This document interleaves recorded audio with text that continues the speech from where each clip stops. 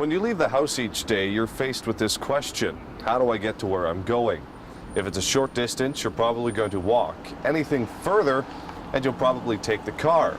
But BC Transit and the City of Kamloops are working on a 25-year master plan to get you to drop the keys and ride the bus.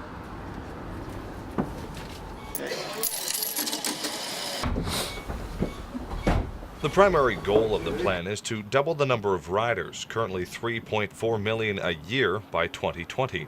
One of our biggest challenges with increasing ridership is really, how do we compete with the private automobile? You can get in your car whenever you want and go directly to wherever you want. So we need to make transit a little more attractive in that aspect by making the trips come more often and making things a little bit more direct. Transit is on a fact-finding mission, asking the riders what changes they want. The project was spearheaded by the Bus of the Future.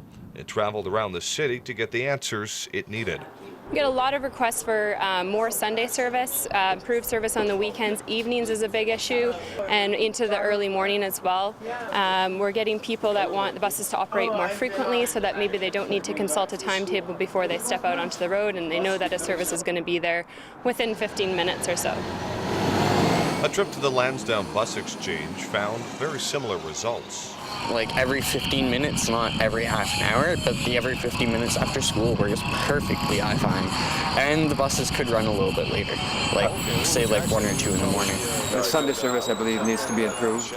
Like we should have weekend service, like the same Saturday and as Sunday. Probably just better bus times, I would think, like make their schedule better. Got some good routes. They've got some good, say the drivers are really good and polite. The buses are clean, and the routes are well done. So I don't know. I don't like the price point. The price point is too much. And that's what it will all boil down to: cost. The city recently increased fares by 25 cents to cover $600,000 in new expenses to their transit bill, but saw no extra service added. So this is really an administrative increase that happened, and we'll probably see another one of those next year as well. And how do we balance those out?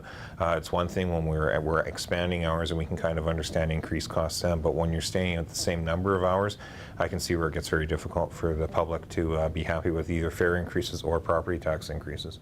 If you would like to have your input on the Kamloops Transit Master Plan, go to bctransit.com, click on the Transit Future button, and take the online survey. A final report is expected by the end of this year. For Shaw TV, I'm Cameron Thompson.